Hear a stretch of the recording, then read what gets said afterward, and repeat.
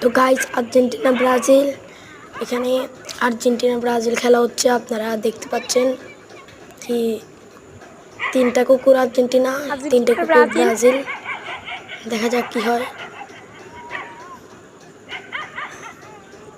Argentina একটা পিছে নামে গেছে, দেখি। ওই দেখুন, ব্রাজিলের কুকুরটা আর্জেন্টিনাকে কীভাবে দৌড়ান দিল, আমি তো দেখতেই পেলাম।